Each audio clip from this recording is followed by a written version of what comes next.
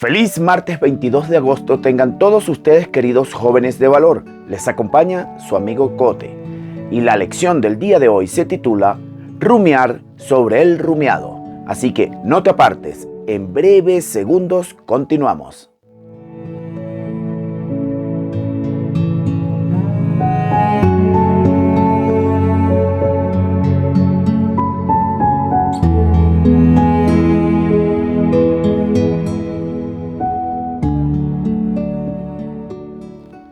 Muchas personas sostienen que las leyes alimentarias que están en el capítulo 11 de Levítico para nuestros días ya están inválidas. Dicen que ya en la cruz del Calvario todo esto se caducó, que fue el Señor Jesús que pagó por todos nosotros y que esto ahora está totalmente limpio. Pero una pregunta, ¿a quién limpia el Señor Jesús con su sangre preciosa? ¿A los alimentos o a nosotros? Es interesante esta pregunta, ¿verdad? Entonces, ¿por qué estas personas usan la Biblia fuera de contexto para decir que las leyes alimentarias ya están abolidas? Bueno, vamos a estudiarlos un poco. No hay ni un solo versículo en toda la Biblia que hable de que estas leyes están totalmente abolidas. No lo hay. Sin embargo, hay personas que usan ciertos versículos de la Biblia fuera de contexto para argumentar esto que ellos apoyan. Busquemos, por ejemplo, en el libro de Marcos, en el capítulo 7, versículos 18 y 19. Veamos qué dice. Él les dijo: ¿también vosotros estáis así, sin entendimiento? ¿No entendéis que nada de fuera que entra en el hombre lo puede contaminar? Porque no entra en su corazón, sino en el vientre, y sale a la letrina. Esto decía declarando limpio todos los alimentos. Como observamos, lo dice muy claro. Él declaró limpio todos los alimentos. Y la Biblia en ningún momento las carnes impuras las declara como alimentos. Ninguna de las carnes impuras las declara como alimentos. Muchas personas usan estos versículos para de una u otra forma argumentar esto. Además, recordemos, Adán y Eva, ¿por dónde fueron tentados por el enemigo? Por la alimentación. Fue de un árbol que le dieron a comer. Y el diablo se disfrazó como la serpiente. Aquí comenzamos con el primer espiritista, que es Satanás, para inducir a la mujer a desobedecer a Dios. ¿Y con qué? Con la alimentación. Yo le digo a mis chicos del Club de Conquistadores que el diablo es muy tonto porque siempre usa las mismas artimañas para nosotros caer en sus garras. Pero más tontos somos nosotros. ¿Por qué? Ya que la palabra de Dios siempre nos dice esas artimañas que tiene el enemigo de Dios y nosotros igual caemos. Así que ten cuidado. Ahora, veamos un poco más con versículos que usan para argumentar esta limpieza, entre comillas, de los alimentos, entre comillas. Y sería el capítulo número 10 del libro de Hechos. Cuando nosotros leemos, hay un refrán o un decir muy sabio que dice: todo texto fuera de contexto es un pretexto.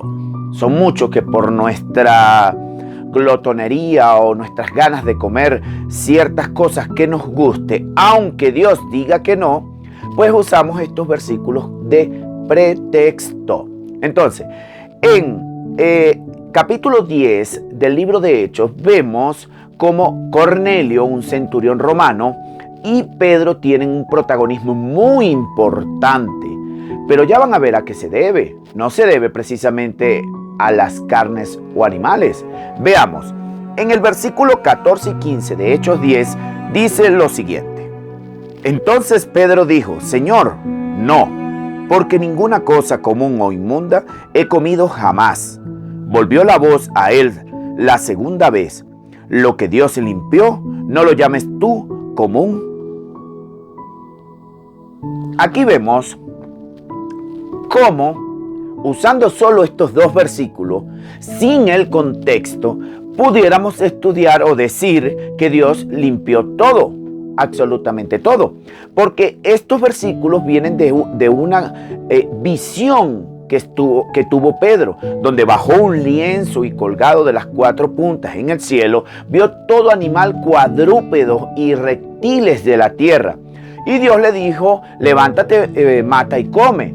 Por eso Pedro le dice, no, Señor, porque jamás en mi vida he comido algo común o inmundo.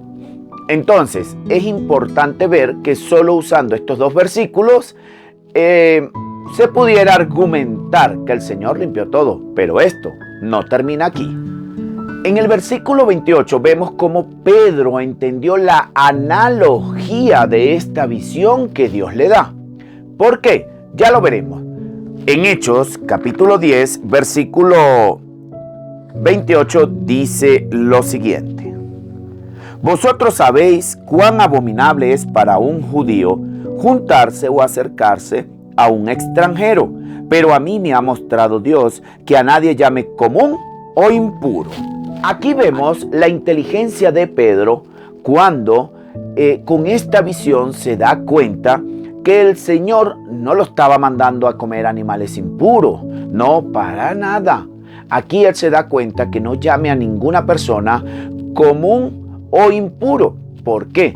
Porque nuestro Señor Jesús murió por cada uno de nosotros. Él no murió nada más por el pueblo de Israel que estaba en ese entonces, no. Querido joven, nuestro Señor Jesús murió por ti y por mí.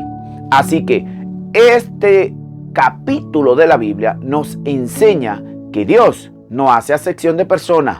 ¿Cómo así, Cote? Sí, eso lo vemos en el versículo 34 de este mismo capítulo. Veamos que dice Hechos 10, 34.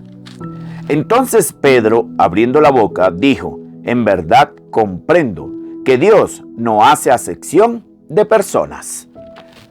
Aquí vemos cómo Pedro entendió cómo Dios salva al mundo entero y que no hace acepción de personas. Eso lo vemos porque la misma Biblia dice, de tal manera amó Dios al mundo que ha dado a su Hijo unigénito para que todo aquel que en él cree no se pierda, mas tenga vida eterna. Fijémonos que dice todo aquel que en él cree. No dice los judíos, no dice los israelitas, no. Es todas aquellas personas que creemos en él, vamos a ser salvos.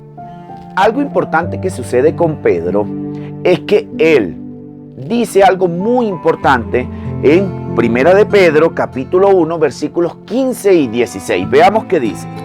Sino así como aquel que os llamó es santo, sed también vosotros santos en toda vuestra manera de vivir, porque escrito está, sed santos, porque yo soy santo. Aquí vemos cómo Pedro cita el versículo 44 de Levítico 11, donde Levítico 11 nos dice las mismas palabras. Debemos ser santos porque el Señor que nos llama es santo. Otra cosa muy importante que debemos ver en este capítulo 11 y en esta lección, rumiar sobre el rumiado, es que Dios nos llamó a toda obra para glorificarlo a Él. Cuando vemos en 1 Corintios 10:31, donde dice, pues si coméis o bebéis o hacéis cualquier otra cosa, hacedlo para la gloria de Dios. Entonces, nada nos impide hacer eso. Nada nos impide hacer eso. Así que lo que debemos hacer es buscar la palabra de Dios, escudriñarla y que ella nos haga libre. Entonces, querido joven de valor, el día de hoy la invitación es a eso, a que todo lo que tú hagas sea para glorificar a Dios, para que Dios, por medio de su palabra, nos permita ser jóvenes de valor. Y hoy quiero dar un saludo, está en España, a mi gran amigo Carlos Hernández, quien nos escribió por nuestro canal de YouTube. Así que, Carlitos, un saludo muy especial para ti desde acá, desde Chile. Y recuerde, comparte, dale like, suscríbete. De esta manera, esto llegará a muchos más jóvenes de valor.